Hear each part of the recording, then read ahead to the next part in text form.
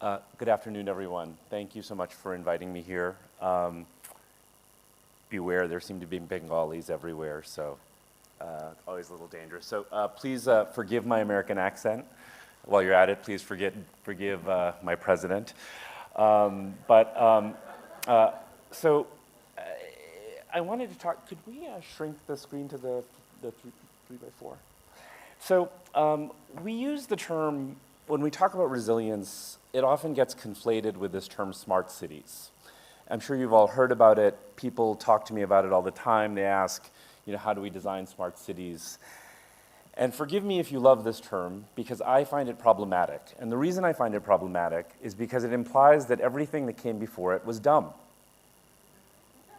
Right? That all of human habitation, our whole history of building cities was somehow dumb. And so I prefer a term that I sort of made up, and it's a book I'm working on, about the humane urbane, about thinking about cities in a fundamentally different way. Speaking of Bengal, this is a small village where my father was born, in Murshidabad, in North Bengal. And it's actually one of the smartest places I know. Because it's extraordinary, the social structure of 2,000 people who live there. I don't want to be nostalgic, it has problems. But historically, it's been one of the most sustainable places that I've ever known. Until about 10 years ago, you couldn't find a garbage can because every single thing was reused. And so there are lessons to be learned about how people live with nature that I think extend to all scales of human habitation. Now, I'm not going to explain to this very knowledgeable crowd the sort of history and traditions of Indian city building, but I think they are things that we all need to remember. And understand that those come with a kind of trajectory that exists in all ancient cultures. So if you look at the way the grid was developed here in India, as opposed to the Chinese grid, where north was considered sacred, so the idea that as you traveled north, you were ascending to the heavens, or the Greek grid, where the idea of the grid itself was a connotation of democracy. Or the Roman grid, which spread an empire throughout the world, where the idea was that wherever the Roman soldier was, he was in Rome. Or the Barcelona grid, which actually was one of the first grids that responded to vehicular transit, to the horse-driven cart, which actually was the predecessor in many ways for the Manhattan grid, the 1811 Commissioner's grid, again designed before the automobile, but where I live now. So this is Union Square in Lower Manhattan. I've lived here most of my adult life, not in the square, but near the square. Why is it such a great, resilient place? Well, what's interesting about it is my home is about 5 minutes walking off the slide and one to the left. My office is up there where it says work, and my kid's school is another 5 minutes that way, walking. Beneath us is 8 metro lines. Now, what's interesting about the two comparisons, a small village in North Bengal and one of the densest, busiest cities in the world, is they're both remarkably sustainable without a single piece of sustainable technology. There's no fluorescent light bulbs, right? There's no magic floor cleaner. It has to do with how people move around, and it's a kind of village existence that's predicated on the idea that we are bipeds, that we walk.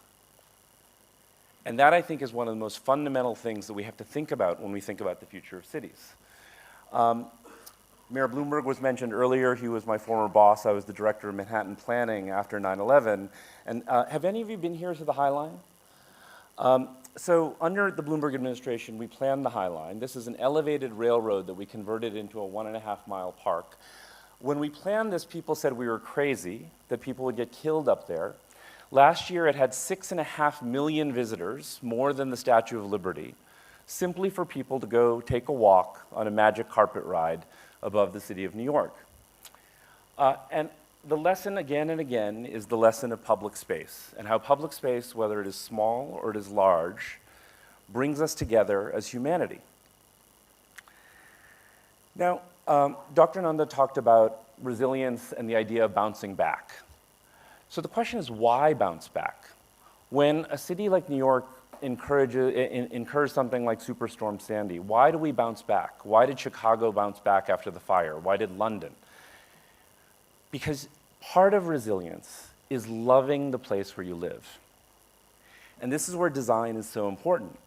The fundamental idea of design, that you create something that is so unique that it creates cultural identity, a bond between the city and the city's inhabitants that the city will never let go of. Now, let's talk about dumb. This is a new city. Actually, it's in Inner Mongolia, which is in China. It has about 1 million people in it now. Destroyed by a natural disaster, will people love it? Will people yearn to build it back? And this is what we're doing all across the world. This is New Songdo outside of Seoul. I would argue it's soul crushing. As we think about a world that is steadily moving towards 10 billion people, 7 billion in cities by the end of this century, is this the legacy we want for our children and our grandchildren and their grandchildren? Will they be attached to these places that we're building? And this is what we have to reconsider. And I think we have to start with the basics. We have to start with looking at where are the places around the world that people love to go and why. And there's obviously classic European examples, the Spanish Steps in Rome, the 5th and 6th arrondissement in Paris. But you don't have to go to Western Europe. You can look at the tight-knit streets of Shanghai or of Tokyo, the markets of Fez. This is a very poor community. This is the favela in Rio, a favela in Rio. And what they all have in common is a sense of human scale and a sense of human dignity that has to do with the relationship of the built environment to the person. Now, so when we look at this and we think millions of people come from around the world go to Venice to see this and experience this, the gondola driver knows that he's got to duck his head to go under the bridge. He doesn't hit his head and then sue the person who designed the bridge. And yet, what's interesting is, and I won't go into detail on this, but many of our codes and regulations and so forth actually have made places like Venice illegal. An engineer could never design a place like Venice today. Another similar thing, you might recognize this kind of a thing. You can see it in the older buildings in Bombay or Calcutta, but this is actually a picture taken in Rome. You could find them all over the world. It's the way the world densified right after the elevator was invented. These charming little cage elevators, the staircase wrapped around it, and usually an apartment building like this had maybe 30 flats. You knew your neighbor, you met your neighbor on the stairs. It was a way of organizing human habitation that was incredibly smart. We replaced it with fire codes and a bunch of other things in terms of developer kind of spreadsheets that said, let's build a bunch of units on a double-loaded corridor that, again, are soul-crushing. You'll never meet your neighbor. You don't want to meet your neighbor. You're scared to meet your neighbor. And that has resulted in a form of building that these are on 6 continents, and you can't tell which building is on which continent. We have no idea where we live anymore as our cities are growing.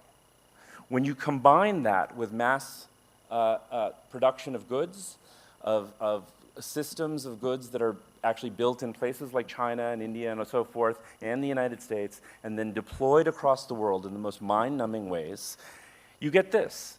These are 6 downtowns on 6 continents around the world, and again, you barely know where you are anymore. And this is what we're doing. This is what we're doing to ourselves. And we have to stop doing it.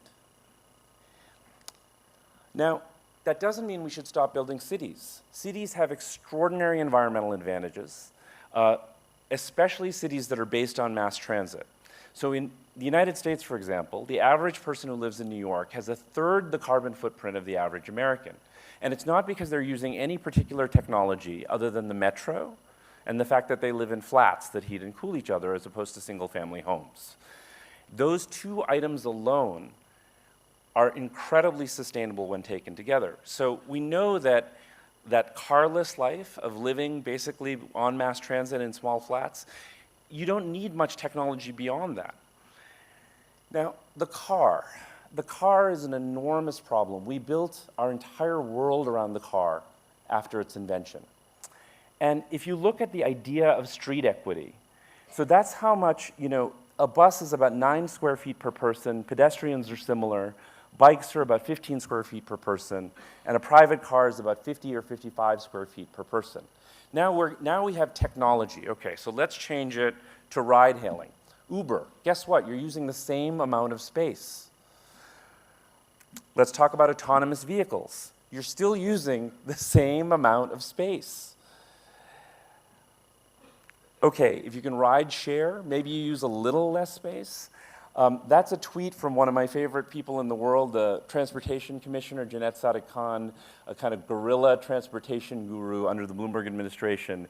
And she tweeted this the other day. No matter how you slice it, a driverless car is still a car, an electric car is still a car, an e-hail car is still a car. All the techie fairy dust in the world can't turn cars into the liberators of all of the street space that they dominate. That doesn't mean technology is unimportant. There are things to look at in technology, the blurring of program between work and home, the fact that buildings are actually becoming less vertical and more horizontal in the tech world, that there are new forms of mass transit in the form of minibuses that are zero emission, that are potentially autonomous. Those are very important. They need to be balanced against basic human fundamentals that I would argue are not going to change 100 years from now or 200 years from now. We are bipeds. We need protection from inclement weather. We need light and air. We are still subject to forces like gravity. Those things will always exist in counterpoint to whatever future trends that we're looking at. And so when we think about those future trends, we also see another trend that's happened over the course of the last 100 years. Le Corbusier and the Charter of Athens talked about segregating. And you still see this in a lot of planning, and frankly, I see it in a lot of Indian planning.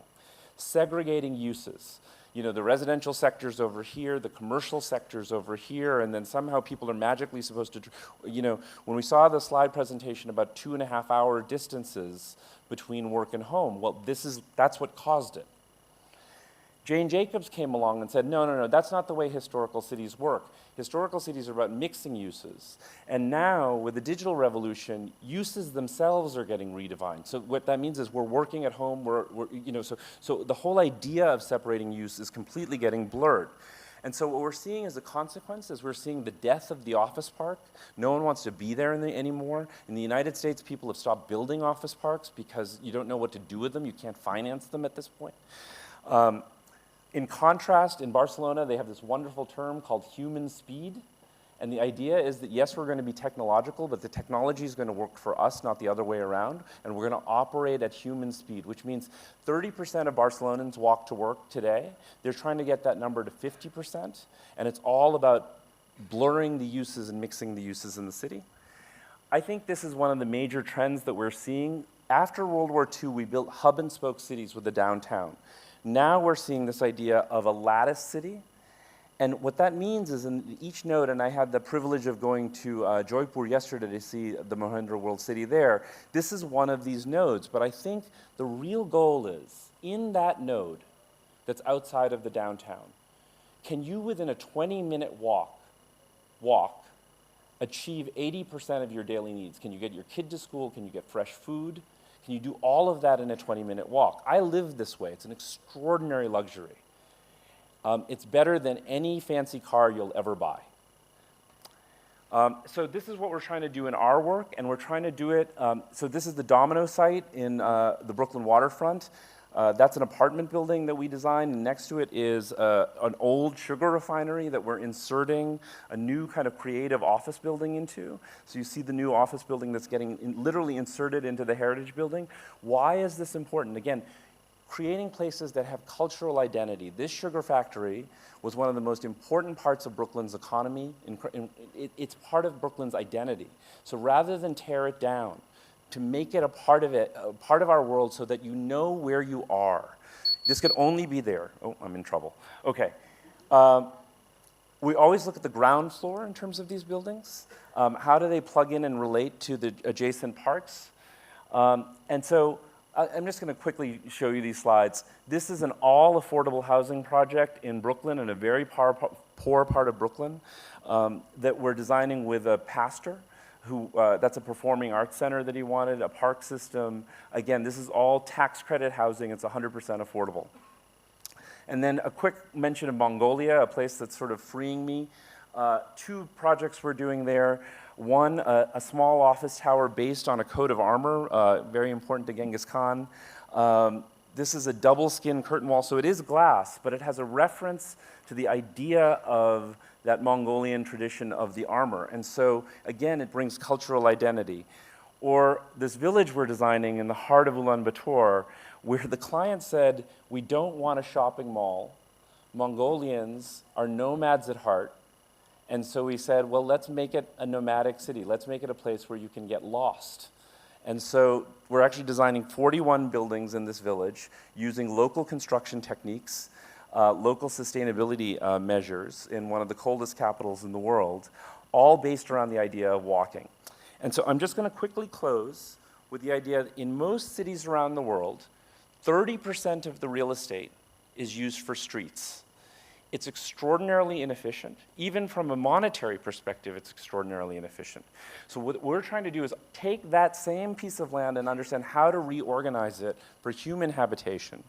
And looking at that as a strategy for master planning, this is a site in New York where we're master planning, to create walkability, density, all around based on transit. There'll be no cars on this site. And so it's just with this, my last two slides, I'm not saying technology is unimportant, but how are we looking at technology? We're looking at things like, for instance, could you create public spaces that could be used year-round with different shading devices and different, deployable techniques? If you have small autonomous vehicles, could you design much tighter, smaller streets, because the cars don't hit people and bikes, right? So that they can commingle. Right? So there's no curbs anymore. It's a completely different sense of the scale of the street, where the street itself is no more than 20 meters at most, as opposed to these vast highways that we're building that we don't need to build. So I don't mean to knock technology. I think technology is incredibly important. But I think we have to re-gear our minds to think about how technology can serve us to build the cities of the future and not the other way around. Thank you very much.